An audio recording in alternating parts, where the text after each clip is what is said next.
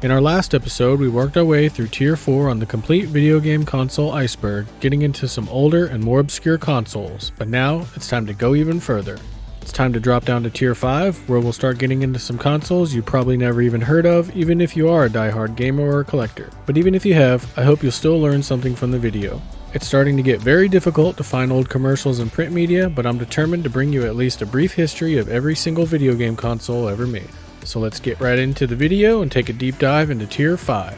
Starting with the oldest model on the list and what is considered to be the first true home video game console ever made, the Fairchild Channel F.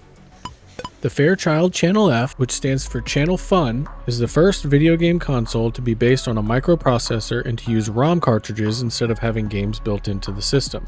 While there were a few other home video game machines at the time like Pong, the Channel F is considered to be the first ever true home video game console. It was released in November of 1976 at a retail price of $170, which is equivalent to about $900 today accounting for inflation. It was originally launched as the Video Entertainment System, but when Atari released its video computer system the next year, Fairchild rebranded their machine as the Channel F. It had a proprietary Fairchild F8 CPU, 64 bytes of RAM, 2 kilobytes of video RAM, and a 128 by 64 screen resolution. It also had a small built-in speaker for sound. The controller was a joystick-style controller that was hardwired into the system. 27 games, called video carts, were produced for the Channel F and typically cost around $20 each, or about $100 today. Games consisted of mostly sports titles and puzzle games. In 1979, a newer remodel called the Fairchild Channel F2 was released, which featured detachable controllers, and the sound was routed through the FM modulator so it could be broadcast through the television speakers instead of the console itself. The internal components were simplified, and the outer case was updated slightly. Only 6 games were made for the Channel F2, and it struggled to compete with the Atari 2600. A number of licensed versions of the Channel F were released in Europe, including the Luxor Video Entertainment System in Sweden, Admin Grandstand Video Entertainment Computer in the UK, the Saba Video Play and Normandy Color Teleplay Micro P from Germany, and the Dumont Video Play and Barco Challenger that were released in Italy and Belgium. In total, the Fairchild Channel F sold only about 350,000 consoles before Fairchild sold the technology to Zircon International in 1979 and the system was discontinued in 1983. Moving on from the Channel F to one of its biggest competitors in the video game market, Atari and their 1987 console, the XEGS. The Atari XE video game system, or Atari XEGS for short, is a redesign of the Atari 65 XE home computer and the final model in the Atari 8-bit family. It was released by the Atari Corporation in 1987 and marketed as a home video game console to compete with the Nintendo Entertainment System, Sega's Master System, and Atari's own 7800. It retailed for $159, which is equivalent to about $420 today adjusted for inflation. The XEGS is compatible with all Atari 8-bit family hardware and software. Without a keyboard, the system operates as a standalone game console, but with a keyboard, it boots identically to the Atari XE computers. In fact, the system can use Atari 8-bit computer peripherals such as disk drives, modems, and printers. Atari packaged the XEGS as a basic gaming setup consisting of only the console and joystick, and that version came with the game Missile Command. Also available was a deluxe computing set consisting of the console, keyboard, CX40 joysticks, the XG1 light gun, along with the games Flight Simulator 2 and Big Hunt. The XEGS release was backed by new games, including Barnyard Blaster, plus cartridge ports of older games such as Fight Night, Load Runner, Necromancer, and Ball Blazer. In total, 32 games were produced for the Atari XEGS during its 5-year lifetime. Atari sold about 100,000 XE game systems during the Christmas season in 1987, which was every single console they could produce that year, but the hype soon died down due to the success of its competitors, the Nintendo Entertainment System and the Sega Master System, and by the early 1990s sales were dwindling. Support for the system was dropped in 1992, along with the rest of Atari's 8-bit computers, the Atari 2600 and the 7800. Approximately 250,000 consoles were sold during its 5-year lifespan. The 1990s brought on a new type of video game console known as multimedia players. They not only played video games, but played other media as well. The first one on our list comes from Philips and is known as the CDI. The Compact Disc Interactive, more commonly referred to as the CDI, is a video game console developed by the Philips Corporation and released in 1990. The console was initially expected to appeal primarily to the education, point-of-sale, and home entertainment industries, but the CDI eventually became best known for its video games. It was released in 1990 at a cost of $1,000, which is well over $2,200 today adjusted for inflation. The CDI media is the same size as a CD, but has slightly more data storage and supports full motion video. Unlike CD-ROM drives, CDI players are complete computer systems centered around dedicated Motorola 68000 base microprocessors. It has a 32-bit, 15 MHz processor, 1 MB of RAM, and up to a 768 by 560 24-bit screen resolution. There are a wide variety of accessories for the CDI, not just limited to controllers. Some of these include multimedia remotes, mice, keyboards, rollerballs, touchpads, and many others. Media released on the CDI format includes video game and multimedia reference titles, such as interactive encyclopedias and museum tours, which were popular before internet access was widespread as it is today.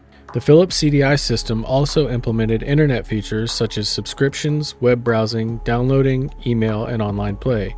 Philips' aim with its players was to combine features of a PC, CD player, and game console, but at a lower price than a personal computer with a CD-ROM drive. While Philips itself made 20 different versions of the CDI, which were named as the 100 series through the 900 series, with many submodels in each series, the CDI console was also manufactured by more than 10 different companies other than Philips. Some of these models include the Magnavox CDI, the LG CDI, Sony CDI Discman, Kyocera Portable Pro 100S model, and many others. Mostly due to its incredibly high cost and the introduction of low-cost home computers like Dell and Gateway, the Philips CDI struggled to maintain sales through the mid-90s, and it was all but abandoned by Philips in 1996. In 1998, the CDI was discontinued completely, and in total, right around 1 million consoles were sold worldwide during its 6 years of production. Keeping with the theme of multimedia video game consoles, let's move on to Commodore's version, the CDTV.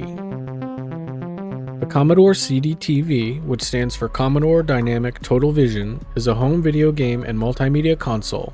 It was first advertised at $499 in 1990, but was eventually released at a price of $1,000 in 1991, which is equivalent to about $2,200 a day accounting for inflation. The CDTV is essentially a Commodore Amiga 500 home computer with a CD-ROM drive and remote control. With the optional keyboard, mouse, and floppy disk drive, it had the functionality of a regular Amiga computer. Commodore marketed the machine as an all-in-one multimedia device, which competed with and had similar features as the Philips CDI we just talked about.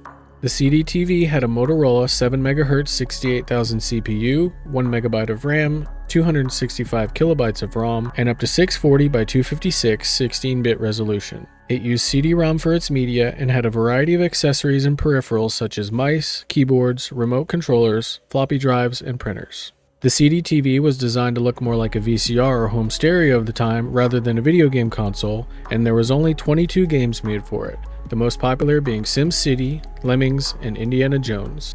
Due to its high cost and lower performance compared to similar platforms, the CDTV was a failure for Commodore. In 1994, it was discontinued to be replaced by the Amiga CD32, which we talked about on Tier 4. Less than 100,000 consoles were sold worldwide during its 3-year production. Okay, we have one more multimedia game console on this tier to talk about, and this one comes from Pioneer. It's known as the LaserActive.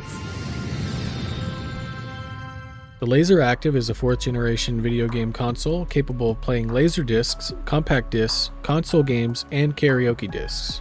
It was released by the Pioneer Corporation in 1993 at a cost of $970 or about $2,000 today accounting for inflation.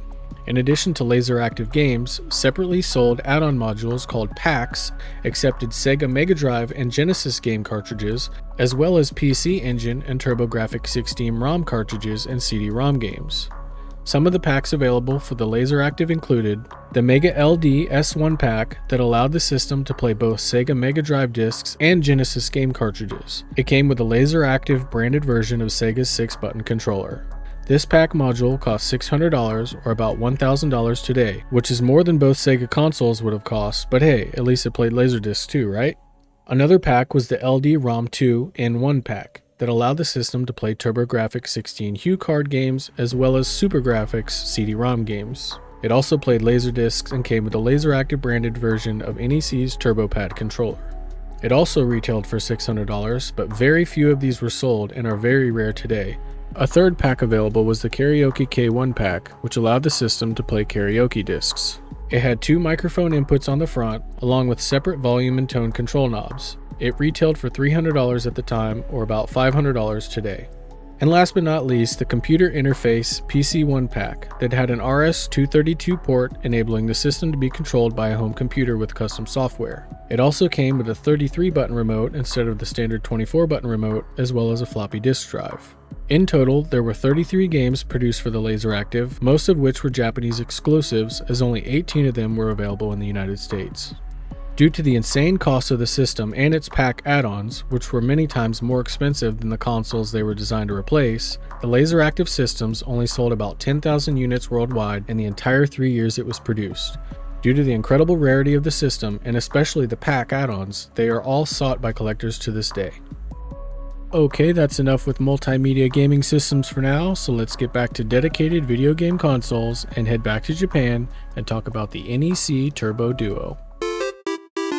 The TurboDuo is a 4th generation video game console developed by NEC Home Electronics for the North American market. It was released in 1993 at a price of $300, which is about $600 today adjusted for inflation. It is the US version of the Japanese PC Engine Duo game console that was released 2 years earlier in 1991. The TurboDuo integrates the capabilities of the TurboGrafx-16 and its CD-ROM drive add-on, the TurboGrafx CD, into a single redesigned unit with an updated BIOS and more memory. It has a 7 MHz CPU, 192 KB of working RAM, 64 KB of video RAM, and a 512 by 240 resolution with 841 colors. The RAM increase and BIOS update gave the American TurboDuo and the Japanese PC Engine Duo compatibility with all CD-ROM and Super CD-ROM games. Like the TurboGrafx CD, the TurboDuo can read compact discs digital audio and CD-G discs. The TurboDuo, however, cannot read PC Engine HUE cards without a modification or an adapter. 3 versions were released in Japan: the original PC Engine Duo in 1991 that sold for 68,000 yen, or about $1,000 today, the PC Engine Duo R with a retail price of 40,000 yen, or about $800 today, which removed the 3.5mm headphone jack and the locking switch for the lid of the CD-ROM drive, and finally the PC Engine Duo RX in 1994, which has a bluer case and was bundled with the Arcade Pad 6, a 6-button controller instead of the standard Turbo Pad controller. The console was primarily designed to play TurboGrafx-16 and TurboGrafx CD games, and only 6 new games were made for the TurboDuo console, including Sim Earth, Super Air Zonk, and Godzilla. I couldn't find an exact number, but sales for the TurboDuo were very low, and the console was discontinued in 1995 with the development of the PCFX, which we'll talk about in the next tier. Alright, now we're going to get into a couple of consoles marketed for a different audience, starting with one made by Sega, the Pico. The SEGA Pico, also known as Kids Computer Pico, is an educational video game console made by Sega Toys. Marketed as edutainment, the main focus of the Pico was educational video games for children between the ages of 3 and 7 years old. The Pico was released in 1993 in Japan and 1994 in North America at a cost of $139, or about $275 today accounting for inflation. It had a 7.6 MHz processor, 64 KB of RAM, and a 420 by 320 resolution. The Pico uses the same hardware as a Sega Genesis console, but it was designed to look more like a laptop computer than a traditional game console. The Pico included a stylus called the Magic Pen to draw on the touchpad, and games are played using the pen like a mouse or by using the directional buttons on the game console itself. Unlike a laptop, the Pico does not have a traditional screen and must be connected to an external monitor or TV. Game cartridges for the system were called storyware and took the form of picture books with the cartridge on the bottom and were plugged into the Pico. When the pages are turned on the storyware books, the television screen would change along with it. Games for the Pico focused on education, including music, counting, spelling, reading, matching, and coloring. Game titles included licensed franchises such as The Lion King, Winnie the Pooh, and Sonic the Hedgehog. In 2005, a newer model was introduced exclusively in Japan called the Advanced Pico Bina. Improvements included the ability to play games without an external television, as well as multiplayer capabilities and adaptive difficulty. In 2008, the Pico Bina Lite was introduced, also exclusively in Japan, with reduced features and a lower price point. The original Pico was sold until 1998 and the Japanese exclusive Pico Bina until 2011. In total, more than 3.5 million Pico consoles and 11 million game cartridges were sold worldwide. Let's move on from the SEGA Pico to a similar console that was produced around the same time, made by Japanese game manufacturer Bandai. It's the Playdia. The Bandai Playdia is a 5th generation video game console released exclusively in Japan in 1994 at the initial price of 24,000 yen, which is about $180 today, adjusted for inflation.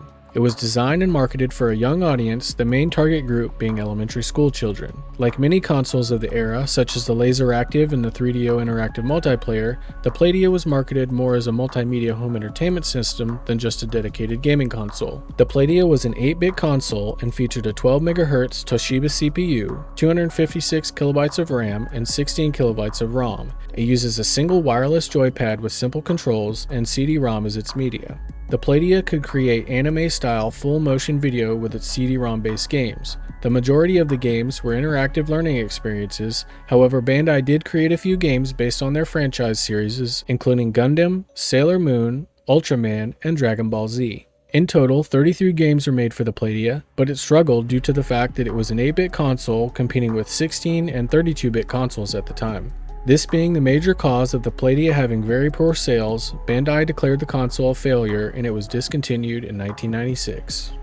Moving away from the children-targeted consoles, we now get into the very first and only video game console directly marketed to girls, the Casio Loopy.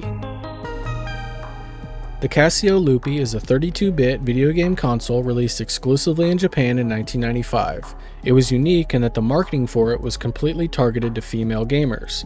It originally sold for 25,000 yen or about $350 today adjusted for inflation. The Loopy includes a built-in thermal color printer that can be used to create stickers from game screenshots.